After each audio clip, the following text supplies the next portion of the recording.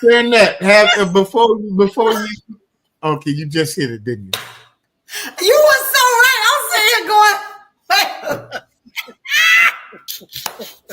And take two. right. Okay. Hello, everybody. We So are. everybody that's Hello. laughing, we're laughing because we've been live for 5 minutes. I don't know where y'all been. We've been live for 5 minutes. Okay. We had deep conversation. Our director, I No, know we it didn't says invite you that live. we've been live for 34 seconds, but we've actually been live for 5 minutes and 34 seconds. All right, Miss Smart, our host, go ahead and get Okay. started again. Okay. So listen, that was my fault all the way. Okay. Um, I actually thought that we were live, and I didn't hit the go live button. That was my fault. So let me start again. Welcome, welcome, welcome to another edition of Singles Unplugged Live Talk Tuesday night, right here on Facebook and YouTube. I am your host, Sharon at Smart, and I am so excited about our panel for tonight. I know that Sister Almina is having some issues, and we may have to take her off the stage because she's frozen again. But we're going to work with her to try to get her on, because I need y'all to hear about 50 days, 50 guys, and 50 dates. Okay, so y'all, when we're going to let her work that out. But I am excited because tonight I have my spiritual father, Superintendent Pastor Will Nichols from Victorious Praise Fellowship Church of God in Christ with us tonight. I have my cousin, co-host and master barber, Eric Hines tonight. My little sister, LaShonda M. Lofton. I am super excited about tonight's live talk. We're not going to listen. I already wasted 5 minutes thinking I was talking to y'all, and I wasn't talking to nobody because I had not hit the go live button. But we are live now, okay? And so we're going to go ahead and get started. And before we do, I'm going to ask Dad to just pray us in, right? Because one thing about it, two things for sure. While this is a singles live talk, and we're going to talk about everything dating, we still want to always invite God in everything we do. Amen. Absolutely.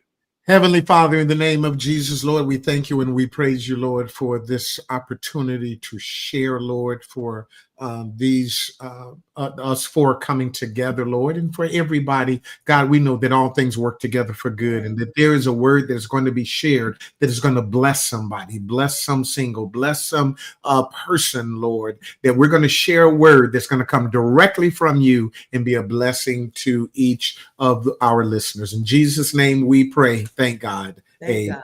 Amen. Amen. Amen. All right, all right. Well, okay, let's go. Not sure what happened to Eric. Let's bring him back. There you go. All right. So we're going to go ahead and get opened up now. First of all, let me kind of explain what all of this is going on, because somebody say, Pastor Smart, what you doing now? All right. For those of you that don't know, we got Sister Charlotte. Hi, Sister Charlotte, Sister Rita Brooks. God bless y'all. Hi, y'all. Welcome tonight. We are gearing up for our relationship boot camp retreat, November of 2026. But prior to the retreat in November of 2026, we are having these pop-ups, right, throughout the city here in the Raleigh-Durham area, actually in Cary. That's where it's going to be hosted at the Marriott in Cary. And so we're going to be doing singles unplugged, couples unplugged, and then we're going to bring them all together, singles and couples coming together. And we're going to have these pop-ups throughout the time as we're building up to the retreat, so you all can get excited about what's to come. So on tonight, we're going to talk about all things dating, but we got some real issues. Like I want to share with you guys that I finally joined the dating site on Facebook, and 4 hours ago, and I can't tell y'all how my phone, I had to mute it because it's ding, ding, ding, ding, ding. So we're going to talk about online dating sites, experiences, and that type of thing. And Pastor Will, because he is a relationship expert. I know, yes, he is a relationship expert and has books that he's written on it, and do relationship bootcamp retreats. Yeah, look, he's counting the books. He's gonna definitely be navigating and guiding us tonight throughout the conversation. So I'm not going to belittle or prolong. Dad, go ahead. We gonna open up. We do have some questions So we're gonna make sure we leave. I got questions that came in, so we do have some questions, and so we're gonna be asking those throughout our engagement on tonight. Okay. Sounds great. All right. Well, you can go ahead and however you feel led to lead us. Well, you know what I want to do? I want to give each person. So we're gonna let you do last because you're gonna go ahead and open us up. Eric Scissorhands, go ahead and introduce yourself to the people and tell them a little bit about yourself. He is an eligible single young man. Hello, my name is Eric. Eric Hines, known as Eric Scissorhands. I'm a master barber and stylist. I live in the Charlotte area. Um, Open to dating, but at the same time, I'm open to dating a certain particular kind of person, and that often presents a little bit of a challenge here and there. But again, I don't mind a good challenge. A challenge is a good thing because we don't just date to find somebody. We date to find a wife because as a man, we want to find that good thing. So in order to find that good thing, you have to be searching actively and you have to know what that looks like. So that's where I'm at, and that's what I'm doing, and I'm celebrating this opportunity to be with y'all right now. That's my cousin. All right, all right, all right. And I love him to life. I'm telling you, everything. He the real deal. He his daddy's son. Let me just say that he is daddy's son, and his daddy was married to my auntie over 50 plus years. Yes, yes. 56. One wife, one husband, 4 children, and all the grandkids. All right. And I thank God for them and the legacy that they left behind in their sons. And next we have my little sister, author, LaShonda Monique Lofton. LaShonda, introduce yourself to the people.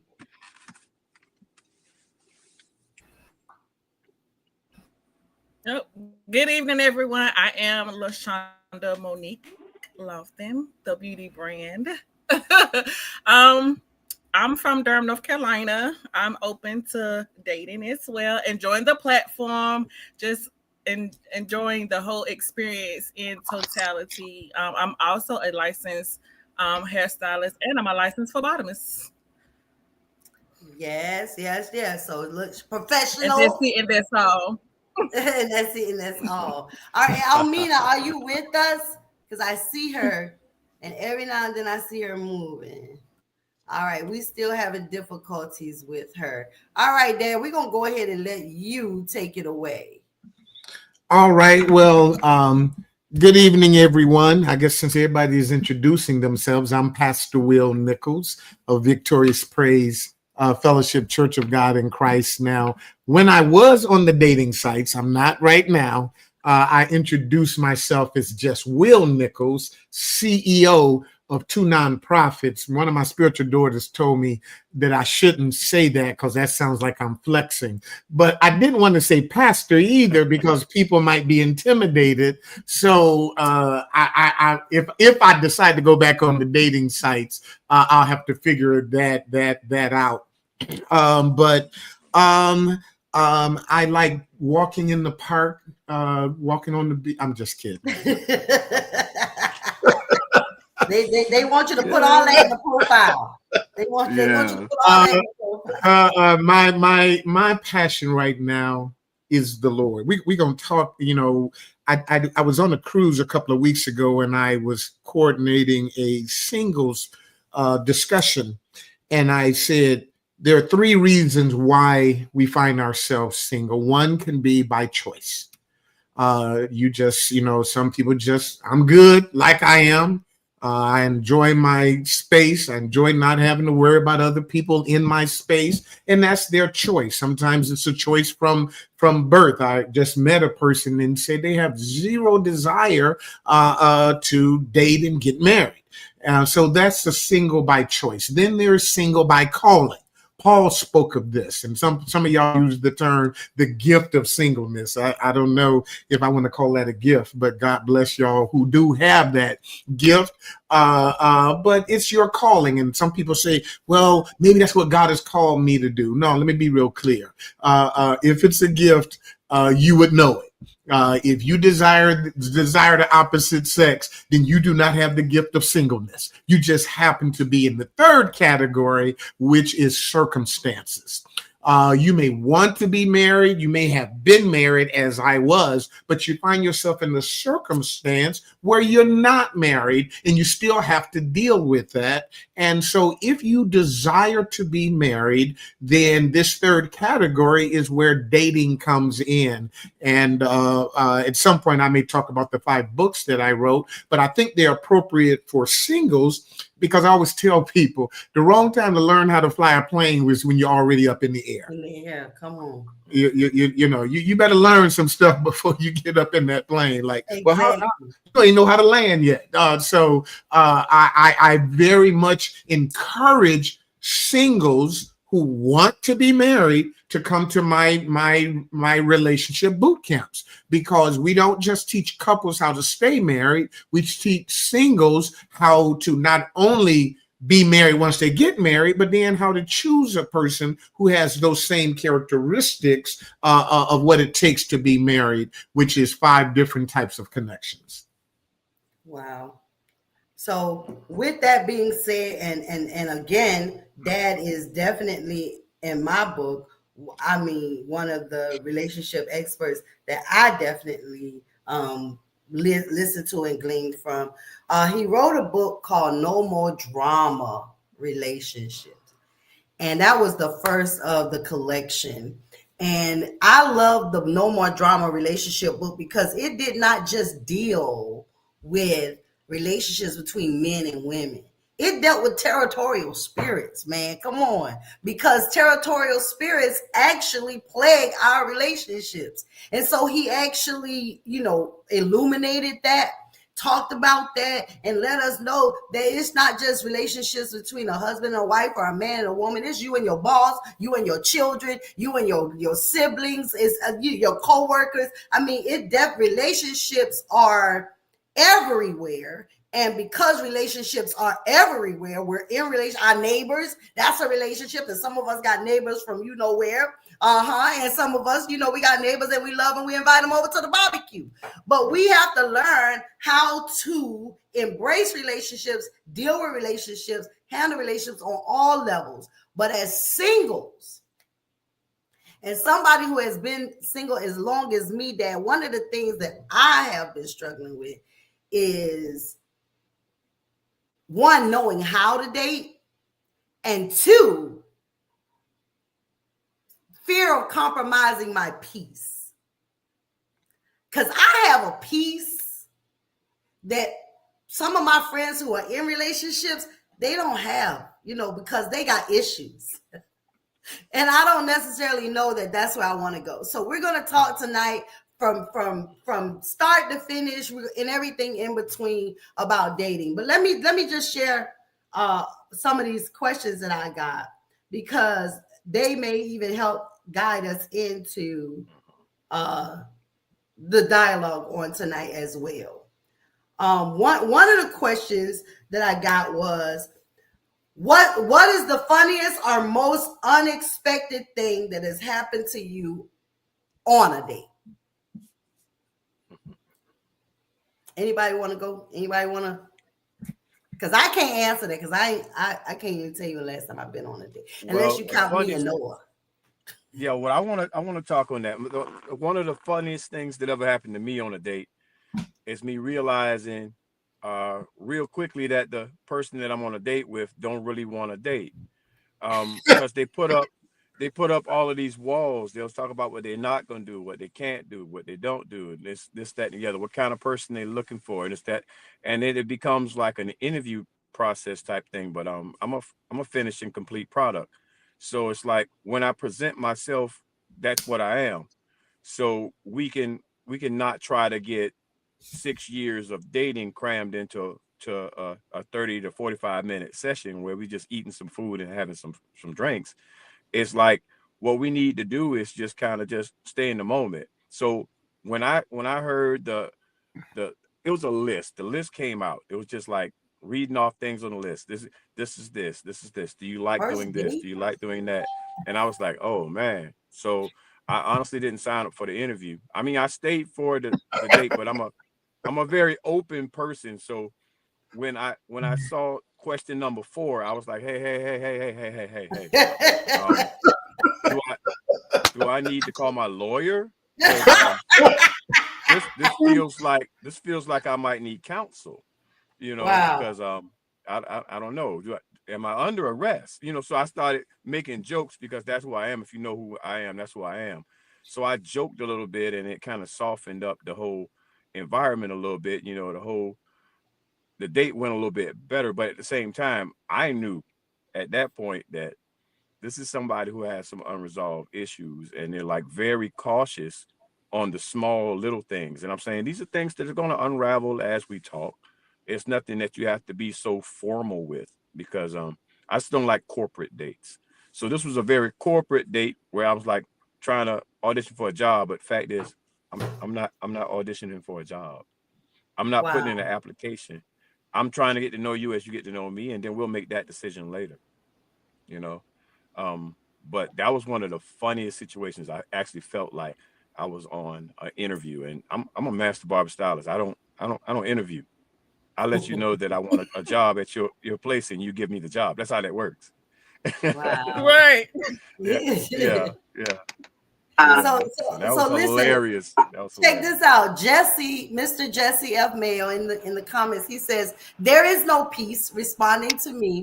There is no peace in relationships. There is only challenge. Managing change. I guess it's really challenge and change. Managing change and challenge is a skill.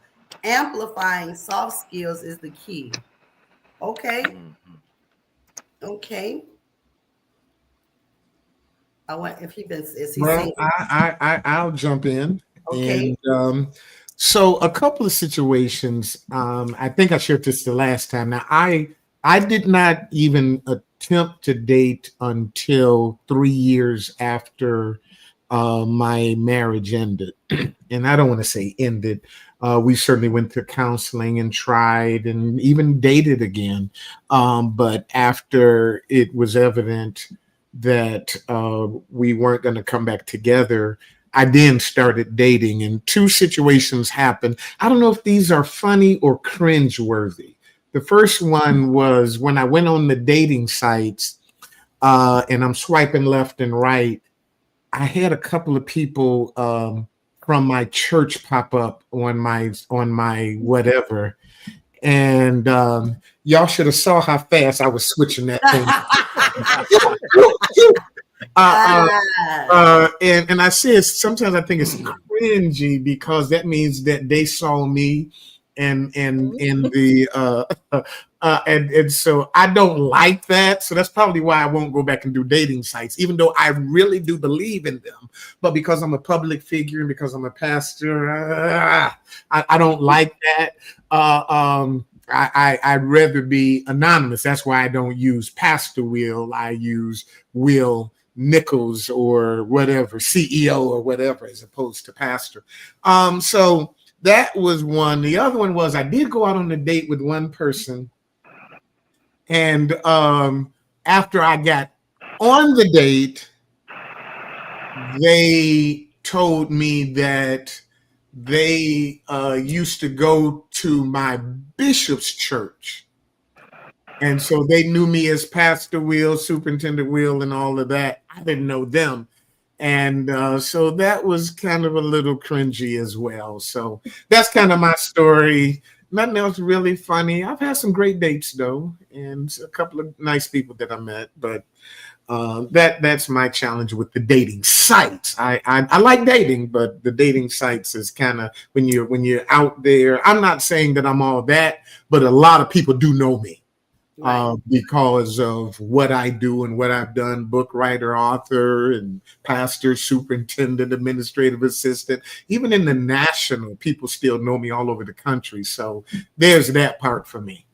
Well, listen, LaShonda, I'm gonna let you go. But Almina, it looks like we got her back. Author Almina Mays is back with us, and I want her to introduce herself because her book is really like. I want her to introduce herself. I want her to tell us the title of her book, and then we're gonna come back to her. But I want her to be able to introduce herself now that we got her back. Hey everybody, I'm Almina Mays, and I wrote the book, The Chronicles of Dating Over 50, 50 Dates in 50 Days. And Yeah, so I'm just happy I finally got on with you guys.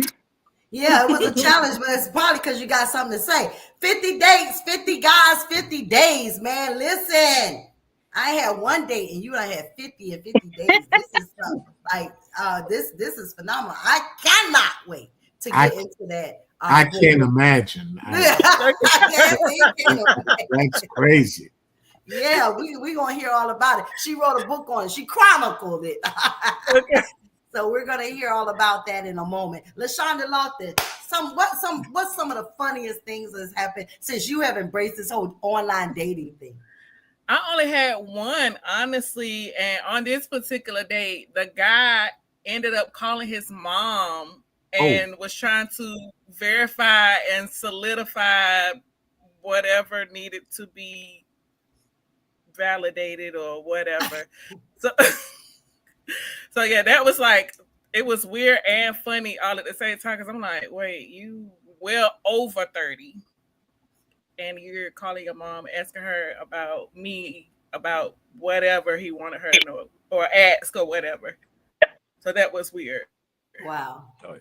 On the first right. On the first date.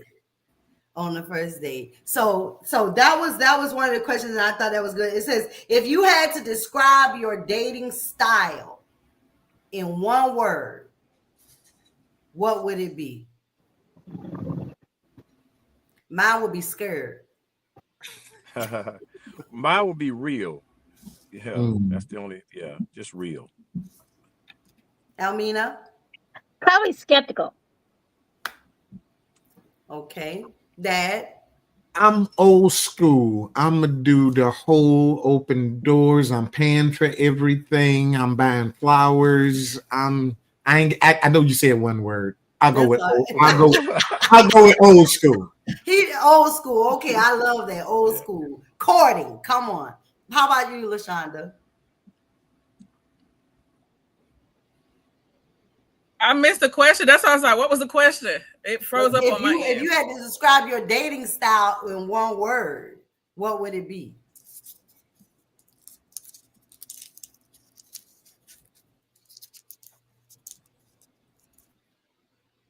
I think I'm her open. I'm just gonna say she said open. You said open. Okay, open. All right, that's good. Listen, I think these are good icebreakers to kind of know, what it is, because for me, my first date, I wanted to be at Starbucks. I want a coffee date I did that. in the daytime, like morning. I don't want a nighttime date. I want a coffee date, and I don't necessarily want to be attracted to it either. You don't want to be attracted to him? No. I want to That's talk not how about that. dating goes. I don't have to talk about it now, but I want to talk about attraction and whether or not that's important or not. But Okay. and All what right, Almina, that? how about you? What is some of the funniest things that has happened to you, and what's your ideal first date? Okay. First question. The funniest thing. So one of the guys that I went out with that's in my book, it was an online guy. I met him online. And we met at a restaurant and he came in and he looked absolutely nothing like the picture that he had. In fact, he was more like Martin Lawrence's Jerome. Mm. Wow. Yeah. And so then he came in and he had the audacity to be incredibly arrogant. And then he told me that he had like I can't remember, it was 3 or 4 ex-wives, and they all still lived with him ooh, because, they had kids. Oh. And he was like, I just want you to see that I can provide for you because I got all this and I'm handling all this. He And doing you all can, that. just add to the thing and Yeah, we all take care of each other and just be a I'm family stressed out together. now. And I'm sitting here like, sir, no, sir. And then he said, I just want to know, is that your hair? Can I touch it? And I was like, no. He said, see, that's the problem with y'all. Y'all not open. And he just went on this rant as to why I was wrong for not wanting to live with him and his several ex-wives and their children, and he couldn't run his hands through my hair in the restaurant. Wow. Yeah. That's So I would say crazy. that was one of the funniest ones. And my ideal date, that one's hard because I think that that's the problem that some of us have with dating, as we have these expectations of what this date should be, you know, and not understanding that everybody is an individual and we're going to click in different ways. So I might go out with someone on a coffee date and we click because, you know, we both like coffee or we both from the same place or whatever. And we can have these great conversations that are completely platonic. And that's still a good date. Or I can meet someone and I'm like, dang, he's sexy. And there's this whole different kind of aura, and that's a good date. Or I can meet someone that I think is incredibly attractive, but he is boring as a bag of rocks, and that's not a good date.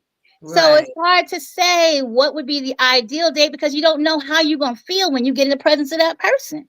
Right. So would you go? Well, I guess you have done it because you went out 50. You ain't getting to know nobody because you went out. But like, do you suggest that you get to like how soon before? Sean, you could jump into like how soon before you talk to the person that you should go on a date with them?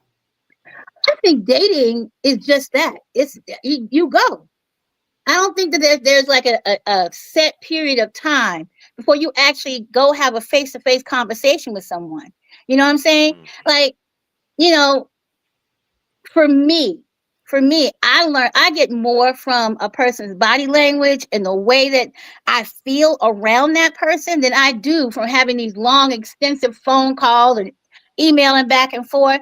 Because a lot of times that junk can be faked, but a person can't fake their spirit. It is That's what it is. You that's know, so you cannot fake your spirit. right. So, you know, I'm a very like I'm a very person that's in tune with myself, and so I can tell how somebody makes me feel pretty much automatically. You know, if you're in my presence, I can be like, okay, this one isn't sitting right in my spirit. My grandmother said that he just don't sit right in my spirit. And I Mm-hmm. find that is how I relate with a lot of people I meet, you know? And so I think that, you know, if you talk to someone a couple times and you're like, okay, you know what? Let's go ahead and meet. I think that's the best way to do it Right. because why waste all this time Jump in it. going Right. back and forth when Got you. then you meet that person, you know, that's not the right person for you. That's not the right, you don't feel anything. You don't even want to be friends. No connection. Got you. Right. Got you. So, Dad, in the relationship, no more drama. The book, you teach us about these territorial spirits, and so I want you to talk a little bit about that because I think too that we have to know when we go into relationships, no matter what kind of relationship you have, that there is warfare in the heavenlies that manifests right here in the earth. And so you actually address some of those things in the book. You know, and thank you for bringing that up. When God started drawing me towards relationships and marriages, and He did it in 5 different ways based upon 5 different stages that my marriage of 34 years was going through. And the very first thing that God told me was to look at the relationship from a spiritual perspective. And what He led me to was Ephesians, the 6th chapter, which says, "We wrestle not against flesh and blood, but against these spirits." Okay, Mhm. so I'm looking at flesh and blood, but the challenge is about the spiritual issues that are going on between this people or this couple or your coworkers or your family members. And He gave us 4 different types of spirits: principalities, which are territorial spirits; Right. powers, which are the foot soldiers of personal attack demons; the rulers of the darkness of this world, which are spirits of temptations and which cause people to be led astray and cheat and all those types of things. And then spiritual wickedness in high places, which are spirits associated with religion and church and that type of thing. And what I've learned in that study is that a lot of times we are attacking the person without realizing what spiritual forces are causing the attacks in the first place. For example, territorial spirits are something that all of us have to deal with when we enter into a new relationship. Because anytime you enter into a new relationship, there were people that were in that relationship before you ever got there. It could be past relationships that they were in. It could be current relationships. It could be family members. It could be children. And so when you show up as new, they look at you as invading their territory. And so whereas a mama's boy or a daddy's girl can have a great relationship with their parents, when that boy or girl decides that they want to have another relationship, those parents can actually become a challenge or a problem because they're still looking at it as that's my boy, that's my territory. Sometimes children can do the same thing. Sometimes past old relationships. And so now you have to go into a relationship and understand, how do I deal with these territorial spirits? How do I and the other person deal with territorial spirits? So in the book, each type of spirit, I say, here's how the Bible tells us to attack these spirits and not the person. A lot of people fall out with in-laws and they fall out with mom-in-laws and sister-in-laws, and we can't get along. And so they're taking it out on the person as opposed to understanding how to go into spiritual warfare against territorial spirits, against spirits of temptations, against spiritual wickedness spirits. And so the book really addresses that most of the fights that we are in, that we're attacking each other, we should be going into spiritual warfare. And there's a specific way that couples should go into warfare, and it's called partnering and meeting each other's needs. I can't fight your battle, you can't fight my battle, but I can strengthen you for your battle, and you can strengthen me for mine. It's called meeting each other's needs. So, for example, if I'm struggling with the spirit of temptation, with this girl or whatever, and I've had that challenge in my past, instead of arguing and fighting with me, I need to understand that my mate has a need that I need to fulfill, whether it's like a postman, rain, sleet, snow. Y'all still ain't working with me, but I'm coming for you. I found out something, that it's hard to eat snacks in the break room when I filled you up before you left the house with breakfast. Okay, y'all still ain't working with me. It's hard. See, you fighting the man, talking about who you talking to. Well, if you put it on him enough, he won't be talking to nobody because you will have worn him out. And so if that's a need of his, meet that need, as opposed to fighting him, fight the spirit. Somebody say, hold on, baby, where you going? You ain't got your milk yet. Come back in here. You ain't been fed yet. Where you going? So that's just a little something that I talk about real. In the book. But that's real. Yeah. And somebody say, but what if you're not in a partnership? Yeah. Well, but I thought the question was about territorial spirits in a relationship. Right, it is. So, but they say when in the partnership, and I'm not really sure it's Damona McWin, and the question was what if you're not in a partnership? But you're dealing with not in a covenant. But you're dealing with the territorial spirit. So the book addresses how partners and couples in relationships deal with territorial spirits. When you're single, that's a different approach. One of the things the Bible teaches us is to stand our ground. You can't let people push you out of the territory that God said was yours. God said to Joshua, everywhere that the sole of your feet shall touch shall be yours. Now, he didn't tell him ahead of time that there was going to be some giants and some walls and a whole bunch of armies there, but he still said it was yours. And so what the enemy does with giants and walled up cities is he creates fear. And a lot of times people, because they don't want to deal with the drama or deal with the territorial spirits, they will leave or quit or walk away when God didn't already said it was yours. No, you stay there and fight because God said it was yours. You don't operate in the spirit of fear, but you operate in power and love and a sound mind. And it's a whole lot to it, but yeah, I understand the question. But I was talking to it from when we have a partner, how we fight together. Well, you said something that was powerful though, and when you were talking about all the territorial spirits and things like that. I'm currently reading Pastor Jensen Franklin. I don't know if y'all can really see it because it's going out because I have the green screen up. But Pastor Jensen Franklin wrote a book called "Love Like You've Never Been Hurt." Love like you've never been hurt, and it's hope, healing, and the power of an open heart. And again, it's taken me decades literally to get to that place because I was so hurt, so broken, so wounded, after my marriage, which is really, has a lot to do with why I'm still single after 24 years of being divorced. But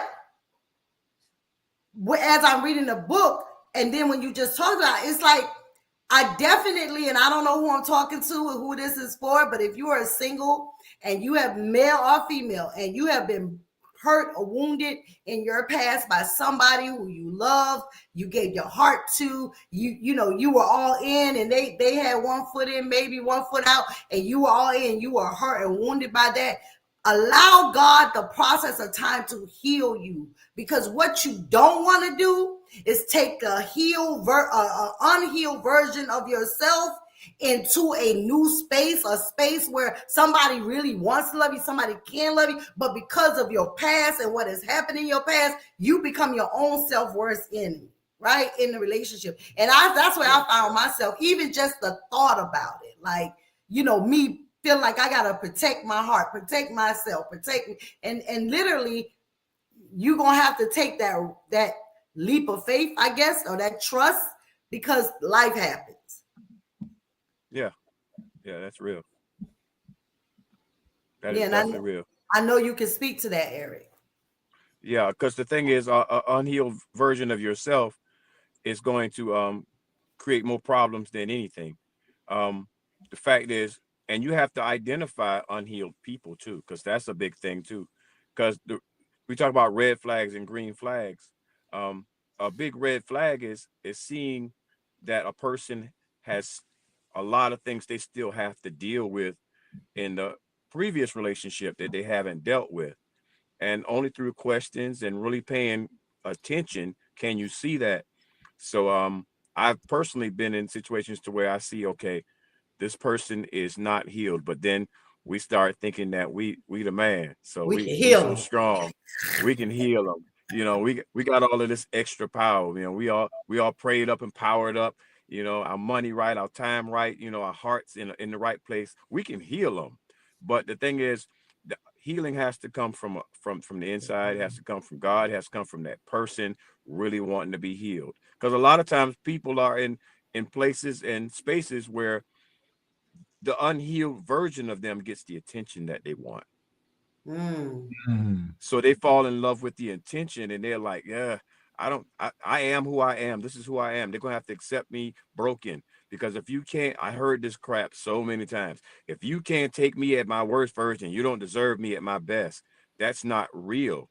That's one of the biggest lies from the pits of hell you can tell. The thing is, you have to heal yourself and become your best version of yourself in order to qualify to date somebody else, because you're not qualified if you're still sitting in the mud to deal with somebody who's clean.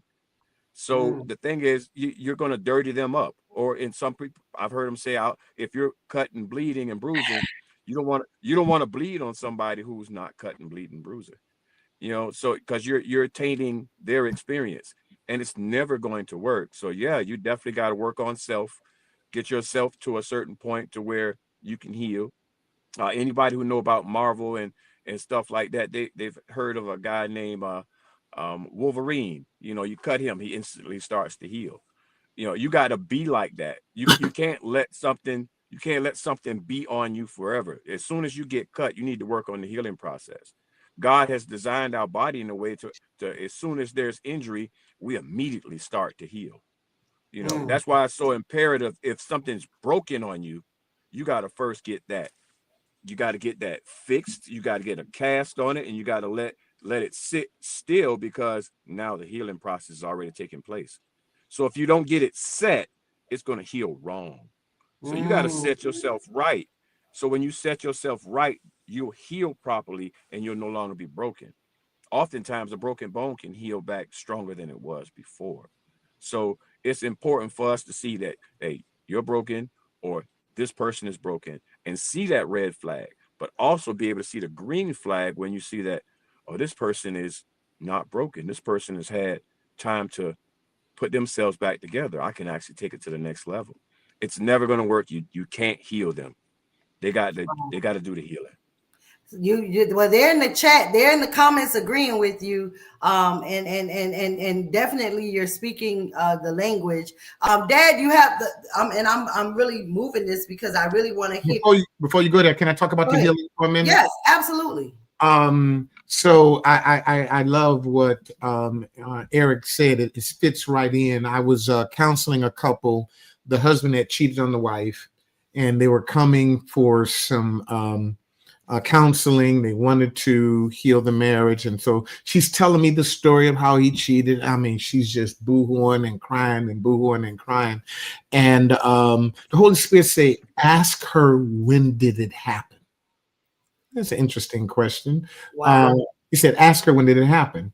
I said, "When did it happen?" And she said, 12 years ago. Wow. I Wow. said, "Has he cheated since?" And she said, "No." I asked him. He's sitting in the pastor's office in Jesus Church. So I'm thinking he gonna tell the truth. "Have you cheated since?" He said, "No." They both agreed that this incident had happened 12 years ago, but she was crying like it had happened last night. Wow. And it tells me that although we need time, it's a misnomer to think that time heals all wounds.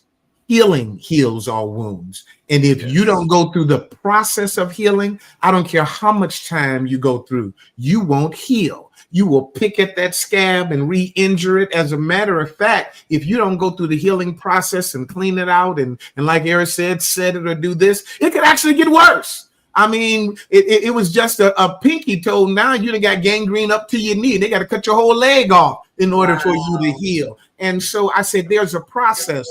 When I was going through my healing, God showed me exactly how to heal. And I went through 5 things.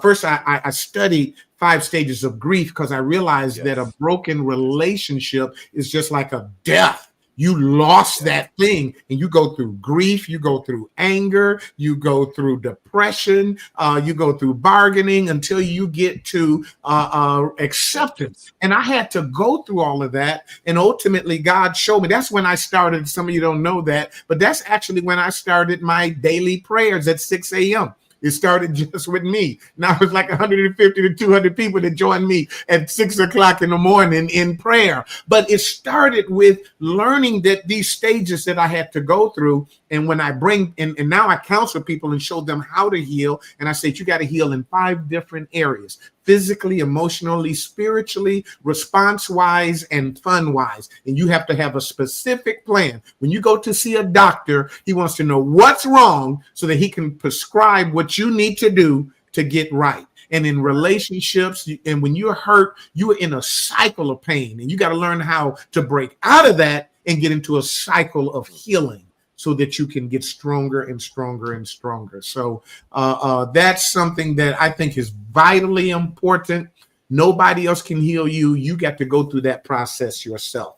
And it ain't the other person's problem. They may have caused your hurt, but you are the one that's hurt. And whatever you do to them ain't gonna fix you. No matter how much you hold that against them, you still will not be healed. Absolutely. Aaron, can I jump in here real quick? Yes, ma'am. All right, so here's the thing. Don't think that, okay, so everybody is not destined to be in a relationship. And just because you're not does not mean you're not healed. Because so some people for instance, myself, I'm decidedly single. It's a choice to be. It's not because I'm hurt. It's not because I'm broken. And a lot of times when I meet someone and I express the fact that, I'm not looking to get into a relationship right now, then it comes out, oh, well, how long have you been divorced? I've been divorced for 22 years. I've done the healing. I've done the self evaluation. I've done the therapy. I've done all of those things. And I've come to know myself, rather intimately, and I know what things that I want and I desire for my life. And a lot of times people will put on you that you need to be in a relationship. I get that all the time. Oh, Mina, you're just so great. You're supposed to be somebody's wife. You're supposed to be somebody's girl. Hey, it's not too late. I know you're 59, but it's not too late. You can find someone. And when I say that I am not looking, then there's this pressure, this thing that why not? You should, you're going to die alone. Everybody dies alone. Unless you're in some kind of major accident, you're going to do that by yourself. I'm not dragging somebody. I'm dying. Let me get you and drag you with me. We go to grave together. No, we're going to have a duplex coffin. No, we're not. You dies alone. So I want us to let people know that you can embrace being whole and single. Yes. There's nothing wrong with that. Now, if you desire a relationship, yes, then seek that. But if you know that you are whole and single, there is absolutely nothing wrong with having friendships, with having people that you spend time with having somebody you go to catch a movie with or get dinner with that's not in this, relationship, long-term, deep thing. You can be happy and single. Yeah, I agree. Just evaluate what it is you really want. Because here's the thing. A lot of people want to be single because they feel like they're supposed to be in a relationship. They go start dating people who want to be in a relationship. And then not only have you jacked yourself up, you jacked that person up and you've wasted their time. When I was really dating, one thing I would tell guys, and my son had to tell me to stop saying this. It's like, dude, I'm not what you want. We can be friends, we can hang out, but I'm not what you want. If you're looking for a girlfriend, you're looking for, I'm not what you want. My son said, stop saying that. He said, because that becomes a challenge. He said, so then now the whole thing is, oh, well, let me go ahead and conquer her to let her know that, she's going to want me. And I was like, hey, look, I break hearts and snatch souls. I'm just telling you, I'm not what you want. And so, I had to change the way that I approach this. I had to change the way that I approach dating. And, understand, okay, I can only date gentlemen who are not looking to get into a marriage because I don't want to be married. I can only date gentlemen that are looking for, platonic relationship because, boo, we ain't boning. So, I had to be, you have to be very upfront with yourself first, about what it is you truly want. Because people will paint this picture of what a relationship is supposed to be and what you're supposed to have, and you buy into that, and then you get into stuff you don't want to be in, and it messes up everything for everybody. And then you find yourself starting over with the brokenness and leaving somebody else also broken. Right. Because you got into something you didn't have no business getting to in the first place. Because it's a trail. You said something there, though. I have this saying, no samples, no test drive, no trial runs, right? This ain't a restaurant and then I ain't a car lot. And I really believe that. But listen, before I actually put my little profile up today on the singles, the Facebook dating thing, I was like, you could browse without exposing yourself looking. And so I'm looking, and do you know that I actually literally came across profiles and the men were saying stuff like, if you ain't looking to give it up, just swipe on by. I'm talking about they like really just that's in the profile. Like, who does that? But here's the thing. But they're honest about it. And I would Yeah. Right. rather all day long have this joker say, look, this is what I'm about. This is what I'm looking for. Than him being, oh yes, well, thank you and bless the Lord and praise God, and we're going to have this celibate relationship, and we're going to abstain, and I don't want. Hey, I'm looking for a wife, and he is not. He is looking for a jump off.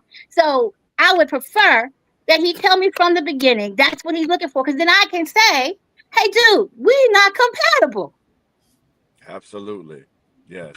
The sooner you say it, the better. Because the thing is, a Right. lot of times people put false information out there thinking that they can be the one that can change your mind. Yep, And when a young lady tells you that I am open to dating, I am open to going out and having a good time, I am not open to sex, I am not open to being your wife, then that's the thing. If those are two things that you want as a man, then you need to be upfront with her and say, well, I do want a wife, and I do straight up, I want sex. So the thing is this: if you're not having those kind of open adult conversations, because this is just two exactly. adults talking. We not 15, 16, 18, 20 years old. We're out here, and ain't nobody out here virgins. So the thing is this: when you say, hey, look, I am not doing that, they have to either respect that or reject that. So my thing is, and they have a choice to do one or the other. The fact is, the more open you are, I love open people. I actually dated somebody who told me they were moving. You know what I'm saying? I'm definitely not going to be in a long-term relationship with you, but how deep this relationship goes, it's up to how we move. So they were open to sex, they were open to conversation, they were open to dates, even open to travel. But the same thing is, they were not open to long-term commitment. So it's like, and being honest, that helps frame the whole relationship. It helps frame stuff. So if we're not being honest with ourselves and with other people, then what we're doing, you're not really dating if you're not being honest. That's my thing. Exactly. You got to be honest and be One Exactly. and move with clarity. Move with clarity. one thing that I would say about that, and I think honesty and openness is a great thing. Speaking as a pastor of a church with members, though, and even when I had to go back out into that dating field, I asked. And I asked my daughter, I asked other people about the whole platonic. I just, at the time, I was just lonely, and I just wanted to um, uh, date for companionship. I just wanted to be able to sit down and talk with a lady and this and that. And one of the things that I took to heart, though, and I so and that was my daughter advised me not to do it, and she said, because even if you say it up front, and even if both parties agree up front, inevitably somebody's going to develop emotions. Yeah. You can say all you want up front, oh, we just buddies and we just going to be friends. But she said somebody is going to go beyond that 50-50 mark and develop an attachment. And I took that to heart for me, because especially I didn't want to do that, and as a pastor, and then I also, when I'm dealing with my congregation, uh, I believe that you should date with a purpose, because to me the purpose of dating is to find a partner to spend the rest of your life with. Now, if you're just looking for a friend, that's great, um, but you got to be careful that you can start out as a friend, and maybe it's subterfuge, as you said, Eric, that they gonna or Mina, that maybe they're gonna see if they can win you over. But sometimes both parties can just say, no, we just want to be friends. And then because of intimacy, and that's my fifth book, Marriage, Sex, in the Bedroom, intimacy causes you to develop emotional attachments and feelings to a Yes. person. And so Yeah. you can say all you want, we're just platonic friends. But when I share intimate knowledge with you and you share intimate knowledge with me, and we would get to a certain level of intimacy, eventually somebody's going to develop feelings, and then you're going to want to express that intimacy. Maybe I didn't go into this with a dog mentality that I want to hit it, But if I develop feelings from you, y'all ain't working with me. No, but Yes, That's good. you're right though. yeah, that's real. Somebody don't you're want to telling the truth. express. And so the Bible says, can a man take fire in his bosom and not get burned? So you got to be careful with that, because I can say, oh, we just friends, and wrong time, wrong night, and 9 months later, okay. Miss Simma Clark. Miss Because Simma a lot Clark. of y'all got some what's 9 months after Valentine's Day? A lot of y'all got some of them babies, Right don't y'all? now. Miss Yeah, Clark it's going said, into yes, 29. yes, I do not know how women have sex with someone and do not develop feelings. And the truth of the matter is, they now, unless that's, because there are women, this their profession, this is what they do not attach. Okay, the purpose, they know what they're going in for. That's a different woman. But when you are dating somebody, you in a relationship with somebody, I do not believe that you two could become sexually intimate and you not as a woman, because we are receptors, men are projectors. So there's a reception and we receive, and there is a connection that is made. There is a deposit that is left, and if a woman says she ain't caught no feelings, she lied. Now, I believe that with everything that's in me. Even if he wasn't good, you just left a part of yourself with somebody. You gonna feel something, even if it's not but entitlement. Like the next day, oh, you ain't called me. Like, but you just hit it like I'm just, so you're going to feel something. There is. And so, Miss Clark, yes, I agree. If it won't good, it don't count.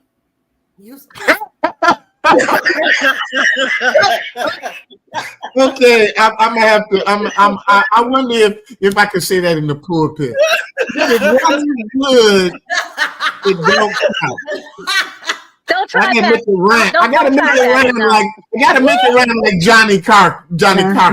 We're not doing that one. It must We quit. do that one If it wrong. ain't good, then it never should. Okay, Because stop. if that's the case, we got a lot of people out here that are still virgins. Right, you're right. I mean, listen, and I'm looking over here in the comments, and I'm just telling y'all, YouTube and Facebook, they're on fire over here. Sister Charlotte Bowie, she said, hold on, let me get back to her statement. She said, I am never desperate to be in a relationship just for the sake of saying I have a man, because if that's the case, what will it cost me? Nothing. You, Men lead with their wallets, their provision, their protection. We lead with a lot of that. The question is, what is the man gaining? Because the thing is, it's set up for us to be the pursuers, the protectors, the providers, you know what I'm saying, the pathway makers. We're here for all that. We bring a lot to the table, a real man, that is. And we've talked about that before, the difference between a male, a man, and a gentleman. We bring a lot to the table off the top because it's expected, one, and it's like you really not a man unless you bring in those P's, protection. You got to bring protection, provision. You got to bring all of that. You got to bring that. So if you're not bringing that, you don't qualify. So yes, that's what we're giving. We're giving all of that. That's and what Dad preached one time the 4 P's of the man, and also Dr. Grace had the for the woman. But I remember that teaching a long time. Do you remember that teaching, Dad? Yeah, it was The the protector, man the should provider, be the prophet, priest. the priest. He should be the prophet, priest. provider, He goes to God on behalf of his family. The prophet, he comes back with a word from God for his family. He should be the provider, and he should be the protector. But the woman has her responsibilities and roles as well. And she is powerful. She has 4 P's. She is powerful. She's prayerful. She's patient. And I forget the last one. I'll think about it in a minute. But she has these 4 responsibilities as well. So all of this is important. I love peace. And she brings her peace. Peace. I love to interject a question in here, and I love to hear from the panelists on this. Hopefully, we didn't lose Lashonda. But No, we didn't. so when I dated my wife 30 some years ago, most drop dead gorgeous girl in the world, and fell in love with her, and we got married. And so now it's 30 plus years later, and I was confused. I didn't know what I was supposed to feel because I'm no longer in my 20s. I'm a grown blank man now. And so I'm wrestling with, should I feel the same type of emotions at this age as I felt back then?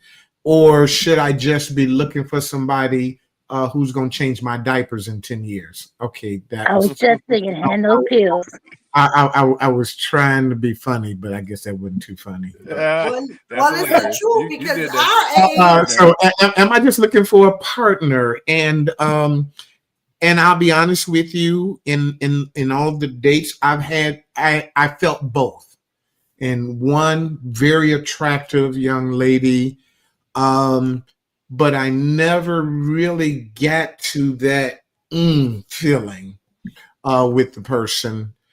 And another one, it was kind of the reverse. Just I felt it right away. So I realized that even at my age, I can still feel that type of passionate love. And so, but in either case, I always tell people date long enough to collect enough data so that you can make a lifelong decision. But I am curious from the panelists, what are your thoughts? Because biblically, people get married as teenagers. They didn't know what they wanted. Their parents made the decisions for them. And then they were taught how to love their husbands and their wives. And in most cultures, that still exists today. Only America wants to go through this dating ritual to see if you the one. And I want to make sure how I feel. Some of y'all want to test it out. Let me make sure that we compatible and all of that stuff. But biblically, none of that stuff mattered because you both were virgins. So how do you know if this sex going to be good if you ain't never had sex? All you have is what they give you. So you don't know if it's good or not. And I'll say it this last time, if a person is that good, why are you so good? I mean, if I meet somebody, we have sex, and she just killing it, I'm like, why are you so good at this? Okay, never mind. But at any rate, to the panelists, what do y'all think about the emotional part? Because I find like, is that the most important thing in a marriage, especially when we have 50, 60% divorce rates? Okay, Pastor, let me say this. We know, even if it's the first time, if it's not good. We know. I remember my first time, it was not good. And I had nothing to compare it to, but I knew this is what everybody's talking about. This, I could do without this. Right. So we know.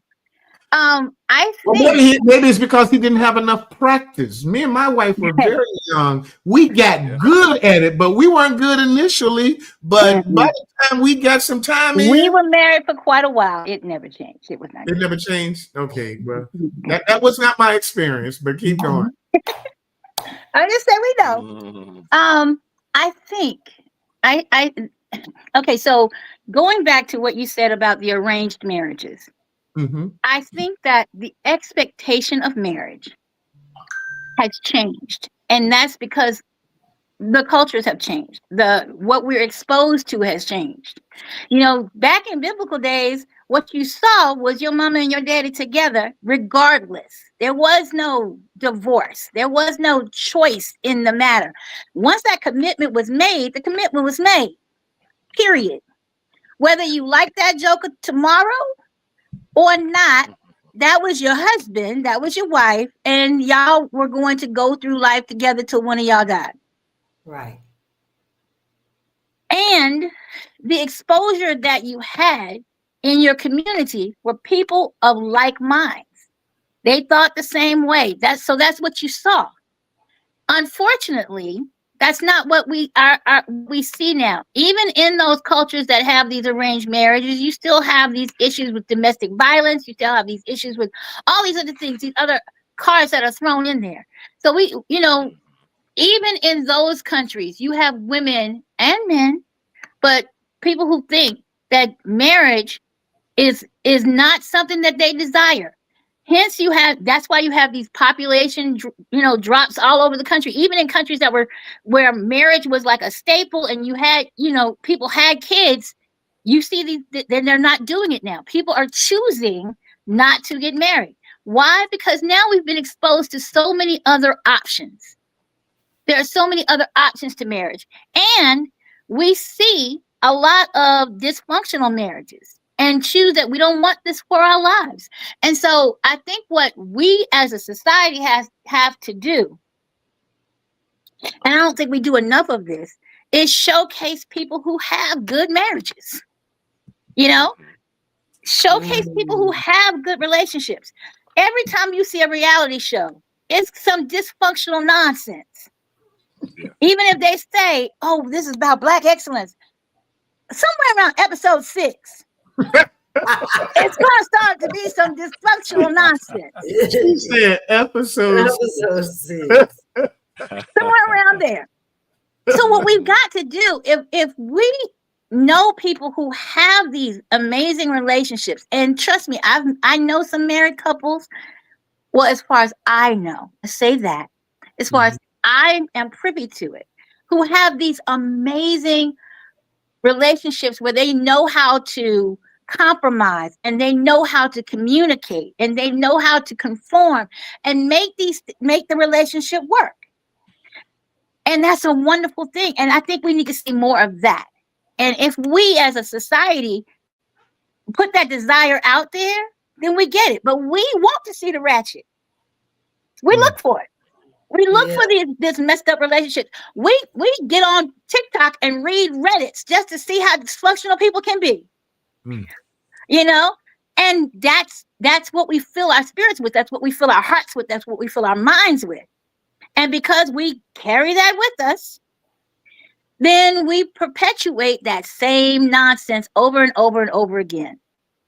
So I think if we want to get to a place where we have these fulfilling relationships, first of all, we got to purge ourselves of all that garbage. And are we willing to do that? Are we willing to put the garbage away? Are we willing to trash that stuff?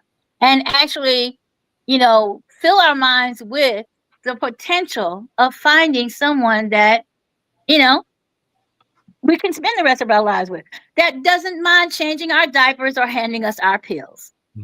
And thank you for sharing that. One of the things in Pastor Smart, when she was at my church, she understands this. I always tell people that I had a great marriage until I didn't. We were married for 34 years. I would say for the first 30, I had a great marriage.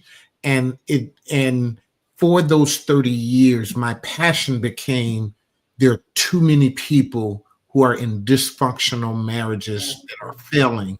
And I believe it's because they don't know how. The Bible says my people are destroyed for lack of knowledge. And so when you say they need to be presented with couples, my thing was not to just be out front. Oh, look at Will and Grace, and they just got this perfect marriage. It was to be vulnerable. It was to be open. I shared our failures and our successes, but more importantly to me, it was about sharing how, not what, but how we do this, how we did this. And so each book was a stage in our marriage on how we get through the spiritual challenges, the physical, the conflict. Here are the tools that we use. How we get through our soul ties and having wounded souls, and how we brought that together. How we learned that there's more than one type of love that you got to have in a marriage, other than just emotional feelings. There's friendship love and agape love, and how to sustain and maintain intimacy that you got accidentally when you first met, but now you have to be very intentional about it 30 years in, 20 years in, 10 years in. And when you're not intentional, you lose it. So, but yeah, I believe that, and I hate that we're showing episode 6 in everybody's life rather than how we get past episode 6 and keep moving forward. And that's the one thing that I always hated about what happened with me and my wife is because I felt like we let so many people down. And I was willing, by the way, to be that, well, we just gonna stay together. Because that's the way I was taught, that's the way I was raised, and I was willing to do that. But my reason was not doing it just to put up with it. My reason was just because it's broken now, don't mean that you can't heal it. Yeah. You just That got it can't to go be fixed. through the process. You don't have to destroy it because it's hurt. You don't have to destroy it because it's broken. You can actually heal from it. And so that became my passion. Learn how to heal. Learn how to get back to that place of love. Unfortunately, we didn't, but that's still my belief to this day that anybody, if the two people are willing to make it work, they can get the right tools and information to make it work.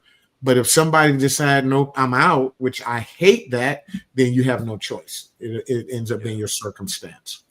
She Absolutely. said, I agree. We need more examples of what a good marriage should be or ways to work through the difficult times.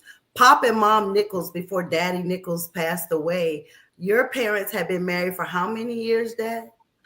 It was funny because they got married exactly 25 years before me and my wife. Me and my wife met, and we were brides, groomsmen, and uh, uh, at their I was wedding. Doing the math. So when they did their 25th year wedding anniversary, me and my wife got married that same year. Wow. 25 Wow. years later, we celebrated our 25th year wedding anniversary. They celebrated their 50th. My father remarried us, and then I, in turn, remarried them. Wow. So at 30 years, they would have been 55 years. Let me see. 34. I think 59. Right, Because 34 for you all, like that would have, yeah. So right. Dad passed away He prior passed to. that same year that my wife left. The pandemic hit. I was going through hell. Mm.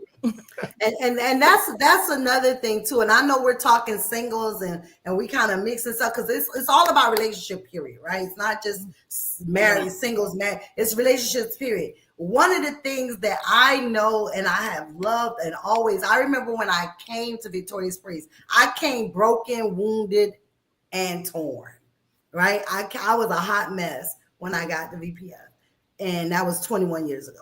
And I remember one service, you and Dr. Grace, y'all were ministering together.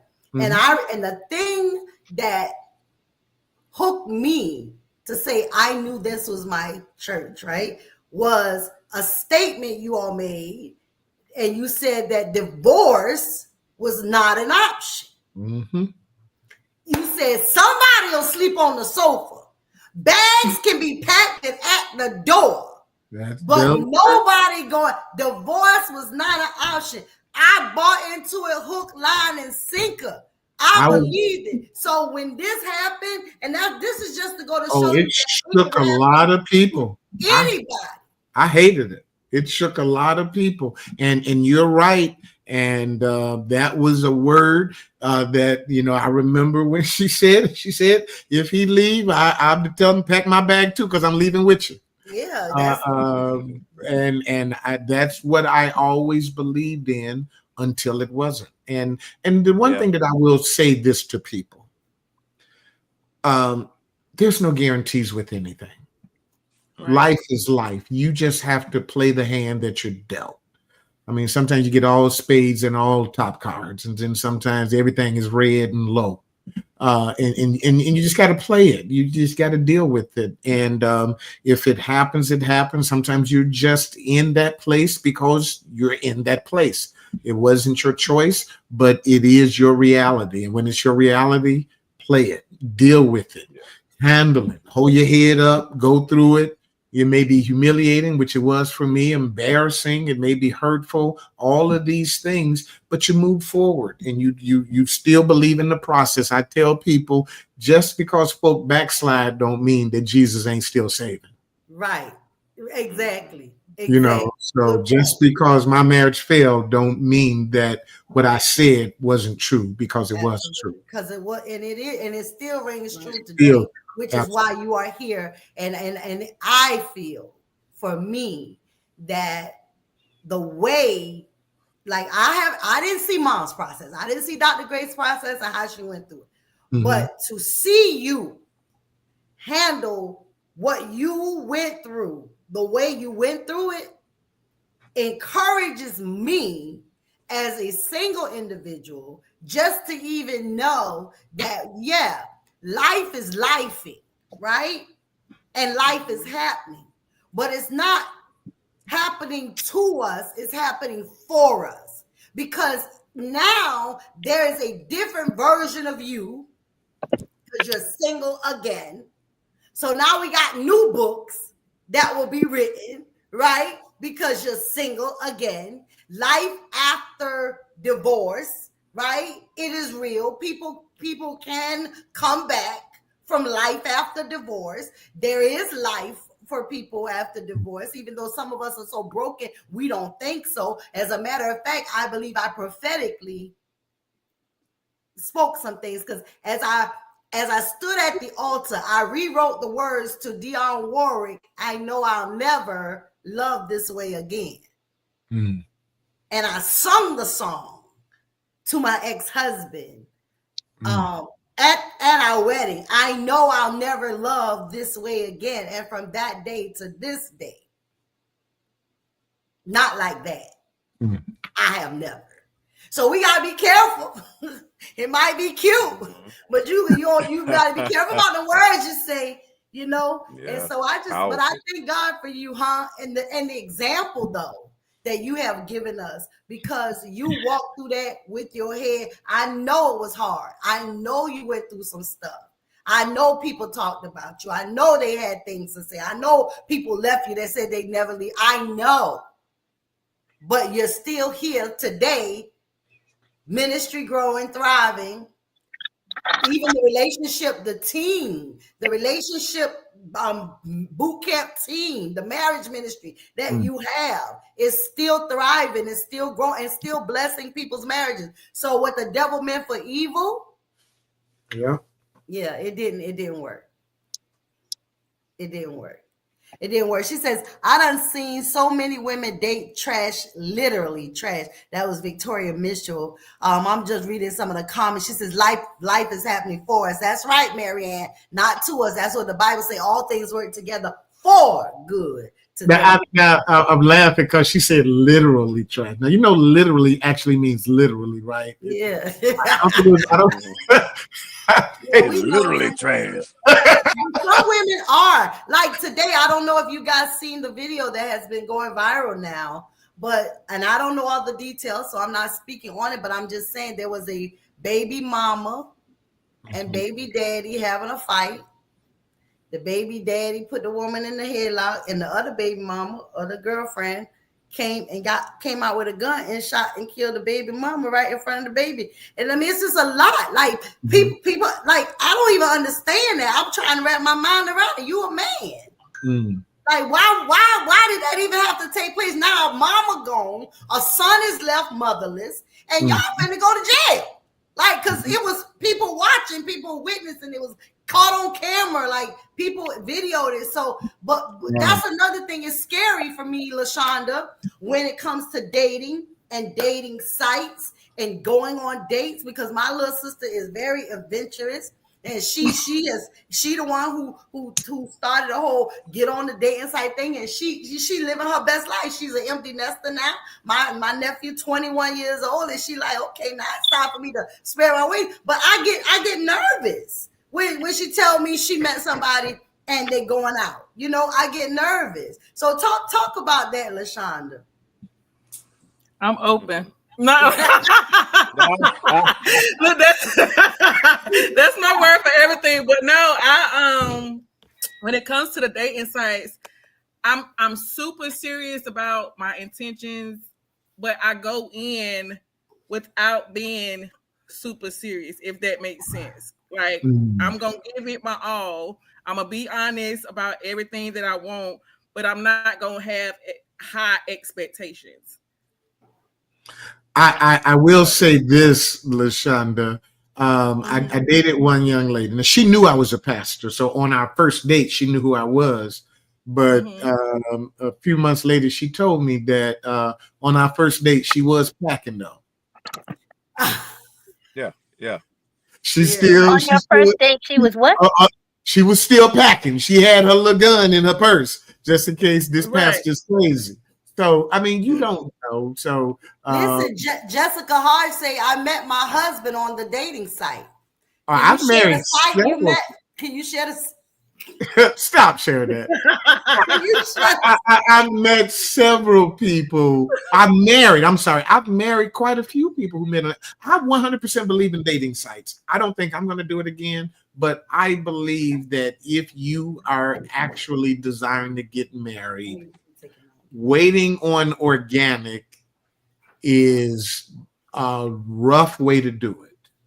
I mean, you might meet one or two people a year. And if you already past 50, Oh, if don't say it. if you trying to do what Mina's doing, it might take you 25 years to get 50 dates. Okay. Wow. I So think you just You threw gotta shade vary on your me. options. You gotta vary your options. You can't just do the dating sites. You gotta do speed dating. You know, take some referrals, that kind of thing. Yeah. Keep it. Yeah. I'm made, but I think I think I'm ready to pack it in and just like me and Jesus. And, but Shonda, do your thing. Shonda, do your thing.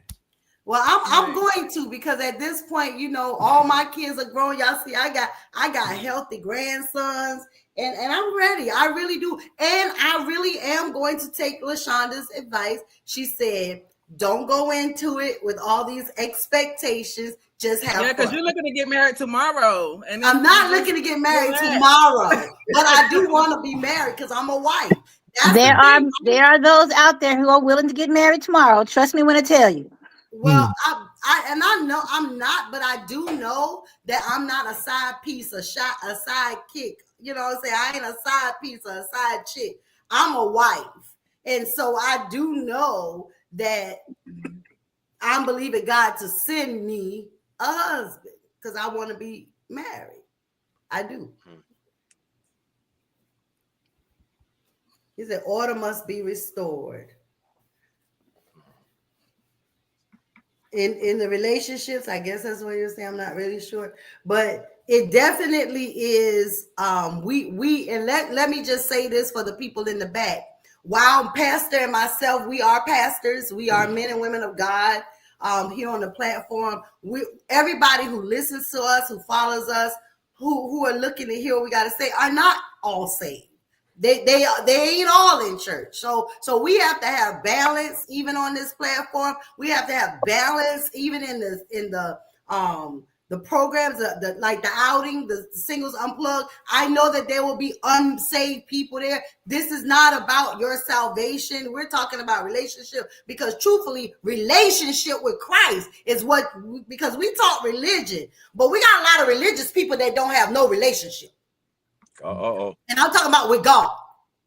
We got a lot of religious people. We got a lot of people going to church. We got a lot of people dressing holy and ain't no holiness in them. Okay. We got a lot of people going to church and ain't no God in them. So we talking about relationship. Because the church is the dating site. Oh no, not the first dating site ever. Okay. So you got people that treat the church like the dating site. I swear. I met a guy when I was doing the research for the book. I met a guy and he said every woman that he ever dated, he met in the church. Wow. Oh wow. Wow. And so, and with that, you know, I want to make sure that as the church that we, you know, we understand we're not setting the expectations and should unequally yoked. What does it mean to be equally yoked? Right? What does that really mean to be equally yoked from a biblical standpoint, a natural standpoint? What does it mean to be equally yoked? Because you can have somebody that shows up and go to church with you, because he ultimately has a game plan. So if he know you want a man of God, you want somebody that go to church, guess what he gonna do? He going to church. And he gonna show up. And he gonna look like, and he gonna smile. Everything that you, that's why that spiritual insight, that wisdom, that discernment, it is key, because there are a lot of wolves in sheep clothes from the pulpit to the pew, okay? And they preaching God, but they ain't living nothing. Pastor Sharon, there's a lot of wolves in wolves' clothes, and we still choose them. And we still choose. Come on. You say that. Yeah, for You real. better say, come on. You better say that. Say it again. There are a lot of wolves in wolves' clothes, and we still choose them. And we see the furs and the ears, and we still choose them. Wow. Well, I must admit, I'm a lion, so I'm good. I don't fall in none of them categories. You say I'm a lion. She said I wouldn't Yeah, date I'm a a man lion. in the church, but we not going to go there. That's Jessica Hard. She said he has to be led by God. He has to be serving and a personal relationship with God. That's the key. And you want to see it in my book, The Load I Carry, Cast Your Cares. I have a chapter called Dating Smart. Dating Smart. It's not because my last name is Smart. The Lord gave me the acronym, and he says, I have to teach you how to date smart. Slow, meaningful actions resulting in togetherness. That's what SMART stands for. Slow, meaningful actions resulting in togetherness. Because some of us don't know how to date because we go into it fleshly. Mm-hmm. So we having sex right off. We exchanging saliva because we kissing it. You're tonguing. You ain't even pecking on it. You know, he down your throat. He know you ain't got no tonsils and all that. I'm just saying because people are very fleshly, right? I didn't know how to date.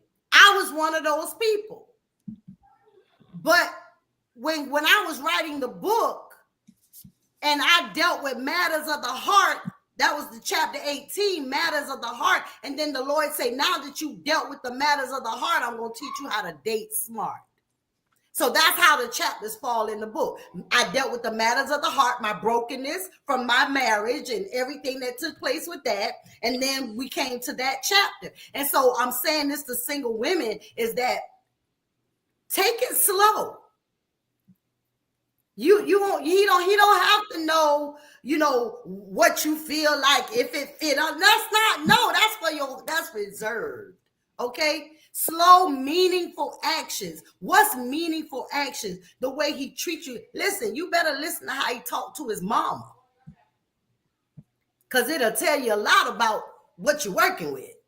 And if his mom ain't there, how he treat his daughter or his sister, like there's information and vice versa with men as well, because it's not just the woman inspecting, but the men too.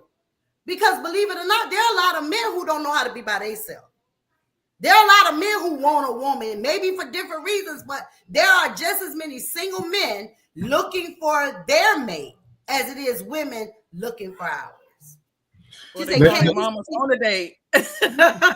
let me go back and address a comment that Jessica made earlier about she wouldn't date a man in the church, but she had some laughing emojis next to us. I don't know if she was serious, but I still want to address it.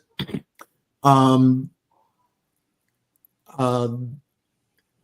truth of the matter is you can't date the next guy based upon the failures of the last one. You can't say, well, the last guy I dated was dark skinned, so I ain't messing with no more dark skinned men. Or the last woman I dated was a blonde. So no, because it has nothing to do with anything about the next person that you meet. The truth of the matter is that I would be afraid to date somebody not in church. Even if I've had bad experiences with people in church, if you're not in church, then you have no spiritual governance at all. At all. I mean, the Bible says you're of your father, the devil, and you will do what he tell you to do. I would be afraid to date somebody who don't have a relationship with God. That means nobody can tell you anything. God can't tell you. Was that judge? The Bible said he didn't fear God nor man. Yeah. I wouldn't want. I would want somebody that's accountable to God, is accountable to a shepherd or a leader. And yes, that doesn't mean that there won't be bad people in the church, but we don't throw away the church because there are bad people in the church. We try to find the good ones. So Listen, she said, "Amen, Pastor. At least he's in the house." yeah, I mean, just be careful with that because if you have a bad doctor, you don't go to a witch doctor. I ain't going to that hospital no more. They got bad doctors in there. I'm just gonna go out here to Jamaica and give me a witch doctor. No, you just try to find you a good one. And there's people say all men are dogs. No, just the three you dated. There's good men out there. I'm a good man, and I'm in church. And so don't ever say what you won't do because of past experiences, because you never know. You've still got to keep your check mark list up there. I need a spiritual woman. I need her to love God. I need her to understand my lifestyle. And so if the last one didn't work, I'm not going, well, let me go to the club and find me a stripper. No, no. I tried the church girl. I tried the church girl the last time and she broke my heart. So I'm going with y'all ain't working with me. Well, listen, Charlotte Bowie. Trying to be one and the same. The stripper in the church. Well, come on. and be yeah. Sometimes be one and the same. Charlotte said, "Can you speak to how women go on a first date and the men don't order anything to eat and don't pay for the bill?" Something was wrong with your picker. What was that, Mina? I said something was wrong with your picker. Oh, yeah. Hey, you picked look, the wrong one. You picked the wrong one. Something was wrong with your picker. Here's my thing. And I think that we have to get rid of this whole mindset that we put with dating. Somewhere in the last 20 years, somebody designed this daggone table that you had to bring stuff to. You got to bring stuff to the table, and you got to be a prize, and he got to be the gift, and we've got these. We have made ourselves these inanimate objects. When a dude tells me he is the prize, that is my signal to say, I'm going to exit stage left. If he tells me I'm looking for you to be my trophy, or I know you the prize, I'm looking for the door, because one, we are people with feelings and emotions. We are not these innate, intangible items, and we keep relegating ourselves to these expectations and standards that who wrote this? Who came up with this? Where is this table that I'm supposed to bring all this stuff to and expect you to and I don't know. I think we've got to get to a mindset that we are individuals and we all have different needs and different desires and different wants. And sometimes we just pick badly. I do not blame my ex-husband for being a bad husband. He is who he is. He was who he was. He's still that same dude now. If with the mind that I have now, I would have never ever chosen him. Doesn't mean he's a bad dude. He was just bad for me. See what I'm saying? And we've got to get over this idea of what someone has to be like, so that we pick them based on these abstract ideas that we have been fed. And I think if we can get to a point where we are real with ourselves, and that means also being real with yourself. If you know you are jacked up, then you need to get somewhere and fix your jacked upness. You know, I know Yeah. for a fact, like I said before, I know for a fact I am nobody's wife. I'm not. Why? I'm not willing to compromise. I'm not. If I want to spend some money on something, I'm not going to ask you, hey, honey, do you think it's okay if I spend this money? I know me. I'm just going to go do what I want to do. If I want to go somewhere, I want to go. And you can't be somebody's wife and have that kind of mentality. So I've become very conscious of who I am. I've made a choice that this is what's important to me and this is the way I want to live my life. We have got to start being real with ourselves and accepting who we are and stop painting these glorious pictures for someone, this hypothetical spouse that, and then we get with somebody and real recognize real and they find out you are not who you pick. They met your representative. They did not meet you. Mm. And then you wonder why this junk isn't working. Because you can only dance to that tune and play that act and be in that role for a certain amount of time before the real you is going to start coming out. So I think we gotta put away the table that we're supposed to be bringing stuff to, and just stand up and be exactly who we are at all times. And guess what? When you do that, the people that are attracted to you, who the person you are, they suddenly emerge.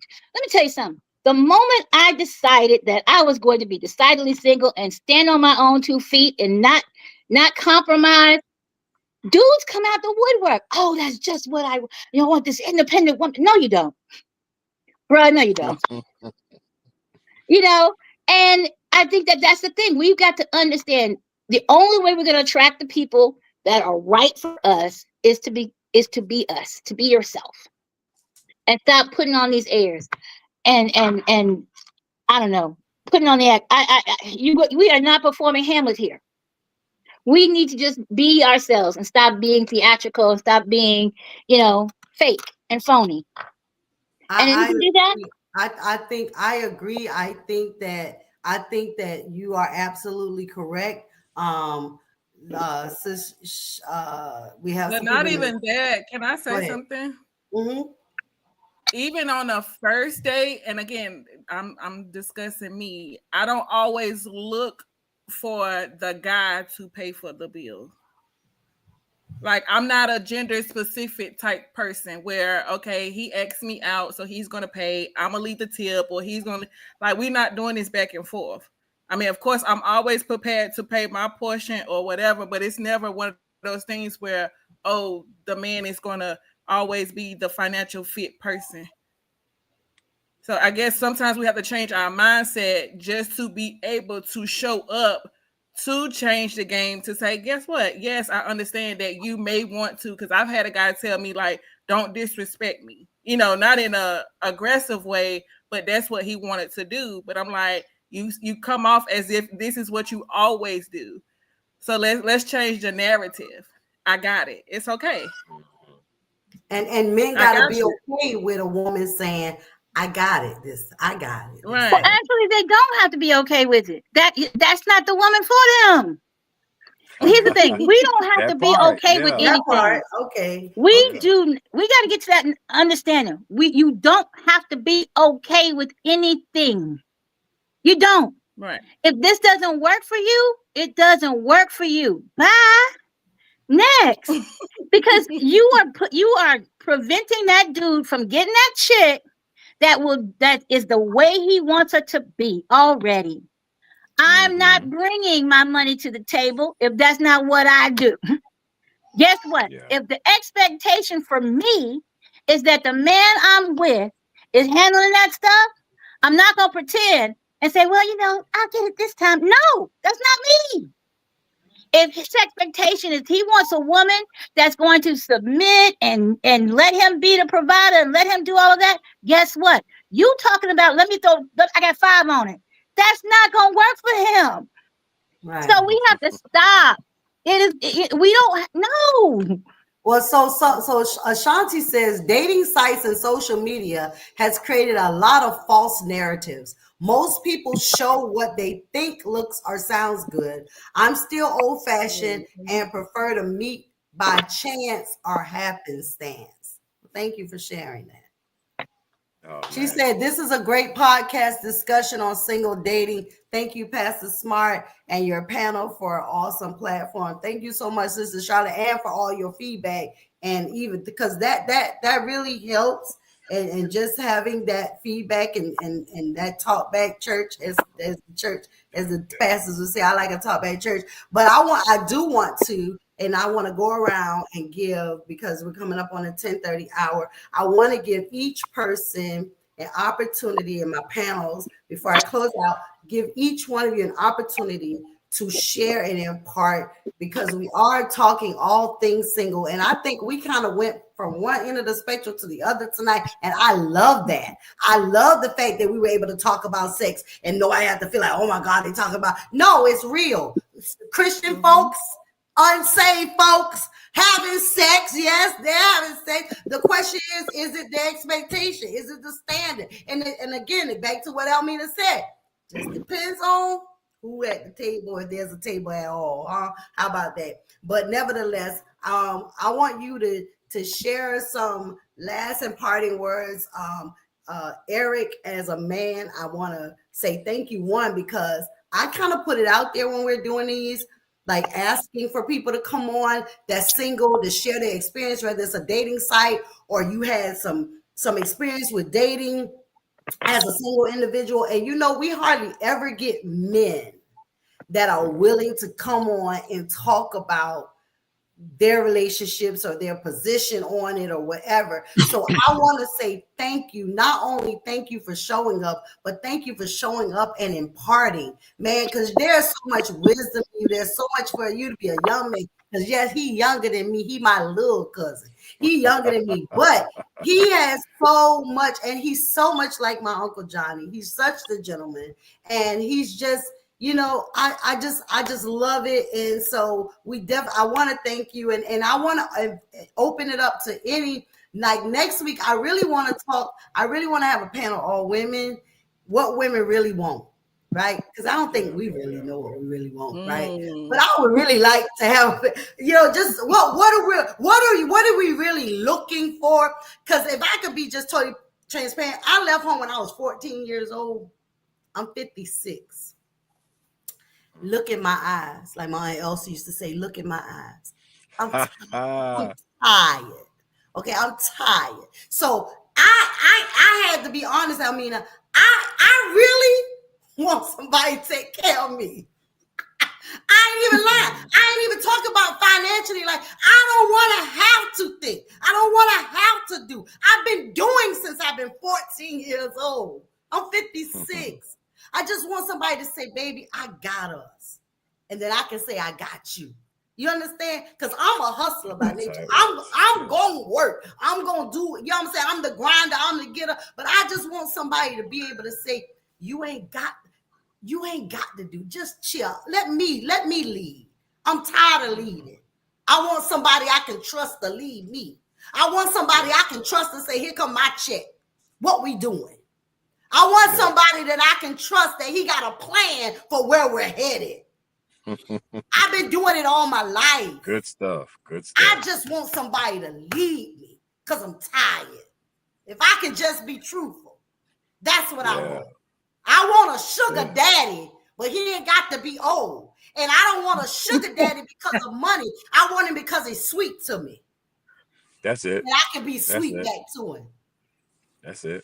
Okay, that's me. I digress. That's good stuff. That's good stuff. I mean, the fact is that's what any real man wants. But that's the thing, real. A real man wants a woman who can hold her own. He wants a woman who is open in her femininity. And a real man really enjoys the opportunity of creating a space where she can be even more feminine and just take a backseat and relax a little bit so she can be able to be concentrating on him. You said something very key there. Concentrate on him so that you can hold him up as he holding up everything else. Absolutely. So it's like now together you guys are holding it together, which is important. So I'm gonna speak as a barber and hairstylist real quick because and I think Sharon knows where I'm going at. And I'll go biblical from the top because a man that finds a wife finds a good thing and obtains favor from God. So it's like You have to find a wife that's already a wife. Sharon has already said she knows she's a wife. You have to find a wife who's already a wife. You can't find somebody who has the potential to be a wife because they have to already be what they are. For instance, like a brush has bristles. A brush has a wood board that has holes in it, and it's also adhesive. Where you take that adhesive, you put it in those holes, and you take the bristles and you put it inside those holes, and you let it dry and set, and now you have a functioning brush. But so many times we're falling in love with the potential of people, the things that they have, instead of falling in love with them being already whole and usable. Because if you're not usable, you're useless. If you can't be used, then you're useless. So you want to present yourself in a way that you're already able to be in a position to be used. As a man, you want to already come with all of those 4 P's. You want to be able to, or 5 P's. You want to have that and already have that. And as a woman, you want to see that. You want to be able to actually see that, have the vision to see this is a man who can take me to the next level. This is a man that I can help to go to that next level, because you're supposed to help meet objectives. And the thing is, the fact is, we have to look at ourselves as projects, but complete projects. We all are complete.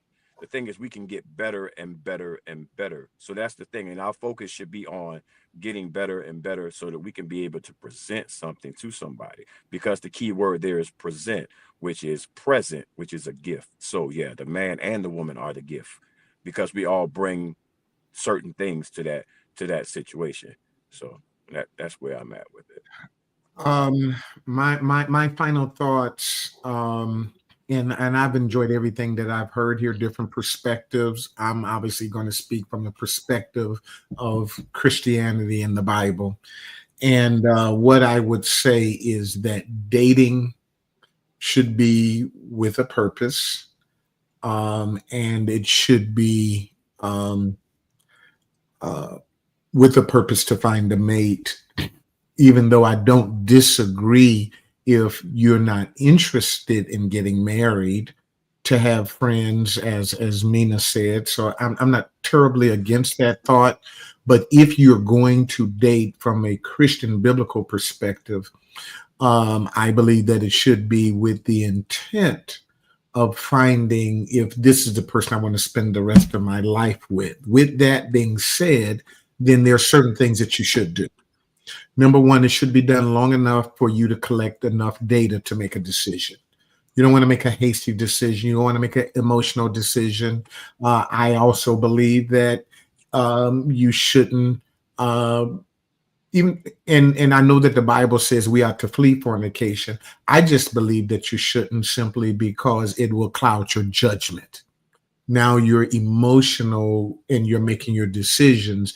And so I believe that you don't have, somebody said, well, what if they leave you if you don't give it up? Well, I think it's good that you find out that that's the type of person you're dating. If you would leave me because we're not having sex, I had one of my spiritual daughters say that she was upset because all the church folks told her if she remained celibate, God would send her a man. And now she's 40, and now her biological clock. And I said, well, I'm so sorry the church folks lied to you, because that's not in the Bible. There's no scripture that says if you remain celibate, God will send you a man. God is not Cupid. He's not in that business. He said, as Eric said, he that finds a wife finds a good thing. So that means that somebody got to be shopping and somebody got to be on display. But I digress with that. The most important thing that you can do is spend enough time with the person. I usually like to go somewhere between 1 to 3 years to find out, do I love your good, and is your good better than your bad? Don't try to fix them. Don't try to change them. Don't try to remake them. Don't try to find out who they are. And if the good outweighs the bad, and you feel like you could spend the rest of your life with that person, then I think you should. Date with intentions, date without sex, get as much information as you can, and then make a decision. That's good, Dad. All right. I think that's all good information. LaShonda? And I'm just on the opposite spectrum of everyone else. I'm new to dating per se. I I came from raising my son who just turned 25. So I'm just now entering into being super serious about dating. I'm not really looking to be like super serious with no one, but I'm just having fun with it. So I'm just getting my feet wet or whatever, but I'm being open, I'm being honest because I know I don't want any more kids. And within my dating, I've been finding that men want kids. And that's a strong no for me. Because as I say, I'm just now getting back outside. So I'm just gonna enjoy it. I'm gonna have fun, but like Pastor said, I'm definitely going in with intention, being honest, and just letting the men know up front, this is just what I'm looking for. But some advice I would just give, like everyone else was saying, just be open, be honest, be okay with being rejected. It's not a be all end all type situation because you're not for everybody, and everybody is not for you. And one of the biggest things with profiles, when it comes to profiles, is to say, please put realistic pictures on your profile. Be the person that you say you are. Because if you've gained a couple of pounds, like that may be a turn off for the next person. So just be 100% transparent about who you are. That's Yeah. it. Yeah, don't put those glamour shots up from the 80s. Right, because Right. I saw some men like on the dating site, well, doing it today, and it was like this man who, he reached out to me. He's 67, because my profile says I want 55 to 75. Now, when people say 75, wow, but there was a 71-year-old man, and he would run, he could run with Eric. Like, these fit. I'm telling you, like, I didn't believe it was 71. Like, I went to go search. I'm like, this man ain't no 70. We lie. Like, Look at Pastor Will. Yeah, but look, Dad is like, what, you 60? What, Dad? I've been telling people my age. Oh. I might still be in the game. Yeah, Right, okay. Well, he looks good for whatever age he is. He got muscles. He worked out. Come on, he fit. So you really can't. So but for my purpose or my reasoning, LaShonda, for wanting that age bracket, because in my head, I just feel like they're settled. Like, I don't need nobody 35. Like, I've had 30-year-old, my daughter 35, my oldest, okay? I don't need nobody that the same age. I'm not looking to raise nobody's son, okay? And because I know what I want, I know that ain't him. And so I just put 55 to 75, and this man, he was like 67, and he looked every bit of 71, but he was 67. And just to say to the picture, right? Because he put a picture up there, and then I went strolled further down to see real pictures. I say, he didn't take them pictures because that is not him. That's who he used to be. Right. So you're right. You ain't gonna catfish me. You ain't gonna catfish me. But yeah. So Miss Almina, your word. 50 days. 50 days. 50. Say the Chronicles. Actually, The Chronicles of Dating Over 50. Somebody 50? asked about your book, Mina. I don't know if you posted it or not. I haven't, but Okay. yeah, you can reach me on Facebook. The book is on Amazon, so you can find it there, or you can buy it personally from me. Either way, my final notes. Buy it from her. She gets the money. Yeah. My final notes are my final thoughts are these. First of all, be you. The Mina you see today is the Mina you'll see tomorrow. The one you saw yesterday. And then and just be honest with yourself as to what you want. If what you want is this marriage, the dream of being married and have, riding off into the sunset and till death do us part and everything, that's fine. But be honest that that's what you want with yourself and with the people you're meeting. If what you're looking for is just, hey, I want to see you today, I want to see him tomorrow, be honest with yourself, be honest with the people, because that's the only way you're going to be happy. Settling for something you want you don't want, and pretending to be someone you are not is never going to satisfy you. Right. It's never going to. So all you're doing is wrecking your life and wrecking the lives of the people that you are bringing in with those false narratives. So just be yourself and be honest with yourself. The second thing is it's okay to be single. Single is not a bad word. I did not cuss you out when I said you were single. It's okay. You know, do not let this narrative that everybody has somebody out there they're supposed to be with blind you to the fact that you can be a whole person by yourself. You can. You can be a whole, happy, healed, all of that person right by yourself. But you have to understand and be sure that that's what you want. You know, don't let anybody pressure you into thinking you got to have a ring to be complete, because you don't. By yourself. You know, hey, look, I'm not burning, so I don't need it. I'm good. I'm straight. You Well, know, listen, so I'm peaceful, I'm happy, and I'm decidedly single. So that's the next book that's coming out, guys. Decidedly single. decidedly single. I love it. You all were amazing. I've enjoyed this evening. Thank you, Pastor Smart, and your panel. Thank you all for tuning in. Thank you, Pastor Will, for sharing your network and your platforms and being a part. Dad will be a part of this process throughout, because, of course, in November of 2026, he and his marriage team will also be a part of the relationship boot camp retreat. This is going to be in the Outer Banks of North Carolina. It is in a mansion. The reason why we're having these events, Singles Unplugged, the overnight experience, because we're going to be in a house together. Single men, single women, married couples. We're going to be under one roof together for 4 days, 4 nights. We're going to be under one roof. We're going to have so much intense. It's going to be intense. Workshops and impartations. And so I'm really excited about it, because us coming together like this, which is why next week I really want to have a panel. So if you're listening and you're a single woman and you would like to come on and be a part of the panel next week, I want to talk about what women want. Do you really know what you want? Or like Almina say, have we bought into the narrative that the world is painted for us? Do you really know what you want? Right?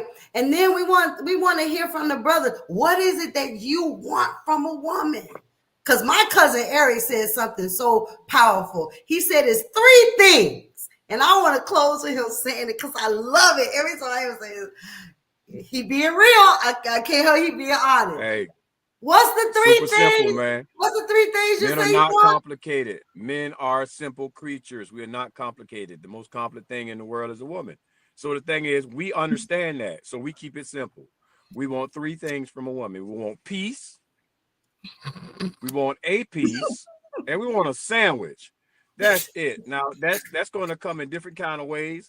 You know, when you're giving us peace, that when you're connecting with us, you're making us feel like we need to feel. You're giving us all of those feminine qualities, that femininity that we thrive. You know, and you're giving us that. A piece, of course, we know what that means. You know, because there's a sexual nature in these things too. So at the same time, and then now a sandwich that could be, my favorite meal. You give me that every once in a while. It ain't got to be every day, but at the same time, it's a way to say I love you. I love salmon and asparagus. I can see that at least once a week, right? I mean, my thing is, if you care, show me that. You have another way of showing me that you care.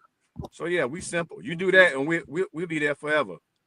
Right. My daughters are young. They're in this new millennial age. But one time I asked them about like dating or whatever, and literally unanimously almost said, "Mama, we don't date. We just hook up."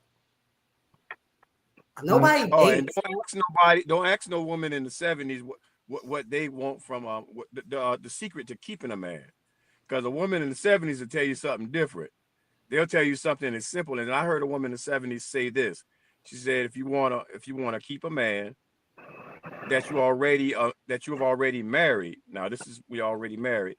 You want to make sure that you send him to work empty, full, and unlock his appetites. So that's the thing, and that's the cleanest way I can say that. You know, Dad said it too. there's no other way to say that. My grandmother He's said you gotta need a have moo and a something sweet to be potato pie. empty, A moo-moo something to and be a- empty, something should be full, Empty, and something should be full. unlocked at all times. Oh wow. My grandmother said you need a moo and a Yeah. sweet potato pie. That's it. Well, A moo-moo and a I sweet potato I pie. have A loved y'all. moo and a sweet potato pie. Jessica That'll do Hart says Eric is a smart man. Say men want three. Serena Brooks said men want three things: peace, a piece, and a sandwich. That's She it.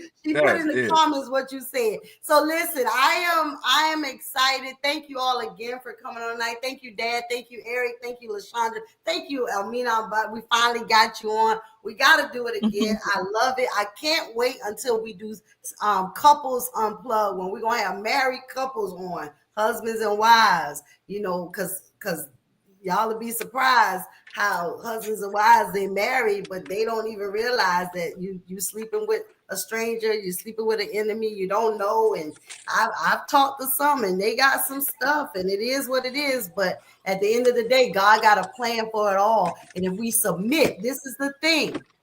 And Dad has preached on this about the three chord. If you submit your marriage to God, submit it to him. I ain't saying just, oh God, no, I'm talking about submit it to him. Because people said this, why does marriages in the church fail more than marriages in the world? Right? If we tell people that God can do anything but fail, but our marriages are failing, what's missing?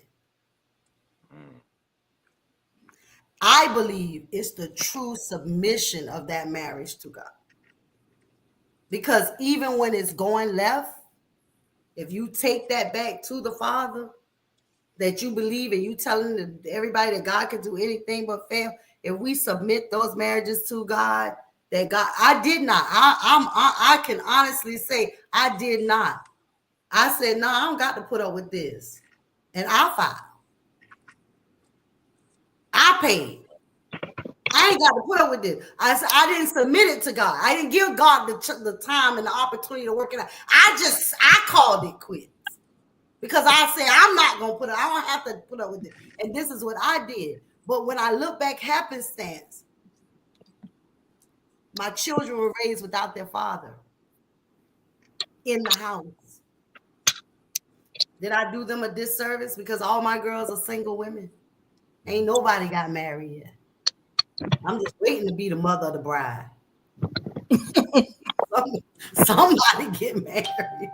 But I love y'all. We gonna dig deep. We gonna talk some more. But thank you again to all of you. Thank you all for staying and hanging out with us. Tell somebody to tell somebody. Singles Unplugged, and we live talking. All right, I love y'all. She said, when I was married to my husband and we was going through a divorce, God came to me and told me to give him everything. And I will make sure you never live without. And God has done that. Well, come on here, Miss Jones Laurie. To God be the glory. She said, great panel. Thank you all. So we thank God for y'all. I love you to life, and there's nothing you could do about it. Come on here, singles. We'll talk to y'all later. Love y'all so much. Thank y'all for joining us for Singles Unplugged Live Talk. I am Pastor Sharon that Smart, your host. And we'll see you again on next Tuesday. Ladies, get at me if you want to talk what women really want.